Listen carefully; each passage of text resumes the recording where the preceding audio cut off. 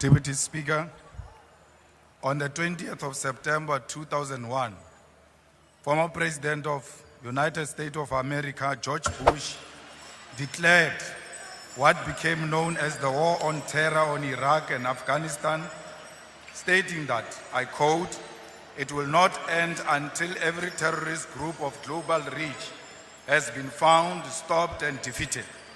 What followed was a massive disinformation campaign to justify the 2003 invasion of Iraq and Afghanistan under the pretext of locating and destroying weapons of mass destruction. Decades later, no such weapons were ever found. This invasion was about minerals and oil reserves, not weapons of mass destruction. Iraq and Afghanistan have never recovered. Cuba, Libya, Venezuela, and Chile are examples of nations that have suffered from US interventions because of their socialist policies, justified by false intelligence to advance imperialism. Cuba has endured decades of sanctions for nationalization of strategic sectors of the economy, supporting African liberation and socialism, while Libya was destroyed because Gaddafi rejected US dominance. We raise these historical facts because history must guide us in everything we do. When Donald Trump declares that, I open quote, "bad things are happening in South Africa," without evidence, we must not assume that the USA is misinformed. Instead, we must question the real intention behind such statement. After Trump's remarks, the US froze foreign aid globally under the pretext of assessing alignment with the policy outlook. For South Africa, this meant PEPFAR funding of HIV/AIDS response was under threat. On 26 February 2025, the freeze became permanent, terminating funding indefinitely. The US aggression towards South Africa is nothing more than Israel's revenge for our moral stance in support of Palestine. Meanwhile, some of us have been labeled international criminals, a designation used before the West assassinates those who opposed its agenda. Before invading the nations, the US always fabricates human rights violations to justify intervention. Today, same tactics are being used against South Africa.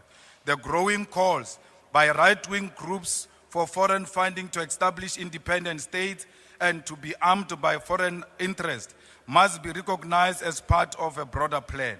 This is the early stage of economic isolation, leading ultimately to military intervention. Next, AGOA will be terminated, escalating tensions between USA and South Africa. Our government must dismiss opportunistic African and racist groups exploiting US imperialism to fund their racist fantasies of an independent state. That will never happen. We will expropriate land without compensation, whether they like it or not. If they object, they can seek refuge in America. Deputy Speaker, Trump and the USA are not demonstrating strength. The USA is merely displaying an advanced stage of capitalism, which is imperialism. Trump engages in transactional and manipulative relationships with the world like it is his backyard. The hostility towards South Africa does not come from fraudulent boers spreading disinformation, but from America's imperialist agenda. The USA, home of the world's most sophisticated intelligence agencies, agencies that fabricate evidence to justify the invasion of Afghanistan and Iraq, and orchestrated the assassination of Muammar Gaddafi, Patrice Lumumba, Martin Luther King Jr., and Malcolm X, cannot now claim to be victims of disinformation from a minor racist group based in Orania. The USA has openly embraced the golden age of imperialism, extending its power through threats and the prevention and termination of foreign aid. In response, our government foolishly seeks to explain our policies to a maniacal president, as if the USA were a victim of misinformation. The USA knows exactly what it's doing and why it is doing it. At a Goldman Sachs event of the 27th of February 2025, South Africa President Mr. Cyril Ramaphosa stated, I quote, "Trump got the wrong end of the stick of the country's land policies. I completely reject this notion. The USA, home of Elon Musk's platform, X platform, Jeff Bezos, Amazon, Facebook, Google, Tesla, Starlink, and Silicon Valley, the global hub of data collection, cannot claim to be misinformed. They are the greatest perpetrators of disinformation. The USA is the greatest perpetrator of disinformation. It is now using its own falsehood as justification to attack South Africa.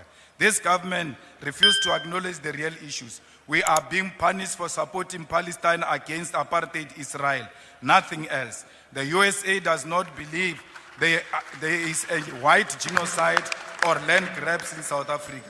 These lies are useful tools to justify economic aggression and seek to weaken our moral authority to condemn Israel's genocide. Foreign aid has always been a tool for Western imperialism and control. It must end with South Africa. We must expand our trade and strengthen relationship with China, India, Russia, Brazil, and Singapore, while emphasizing African unity. The USA is on a full mission to extort the world into submission, and as a result will become increasingly isolated. Our sovereignty, security, and economic prosperity on rejecting the American Golden Age, a project of imperialism. The world must move forward without the USA if true progress is to be achieved. We are not the puppets of the USA.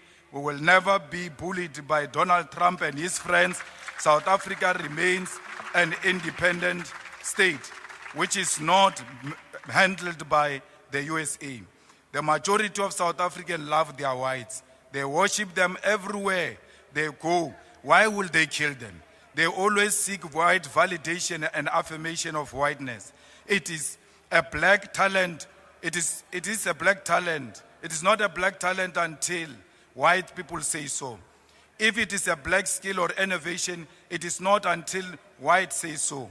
If it is black quality product, it will have to pass many hands before they endorse this product. Any political party without white endorsement will never receive any electoral support and financial support until white establishment says so. Like the Cuban people will never give up on our freedom against American imperialism.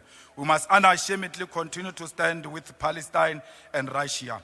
We are product of international solidarity. We are Palestinians and they are Africans. We will die shoulder by shoulder with Palestinian people. We will be buried next to their graves because no amount of American bullying and financial dictatorship will separate us. Not even death will succeed.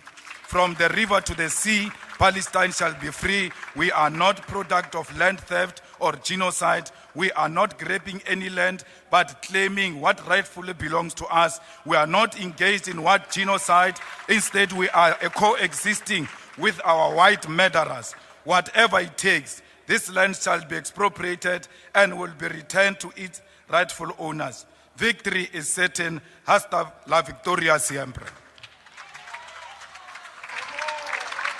I now invite the Honourable the Minister of Health.